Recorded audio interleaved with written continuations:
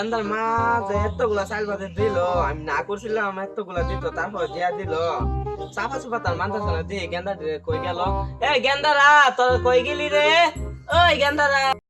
কি আব্বা কে লিগাটা দিল তাড়াতাড়ি নিয়ে যা।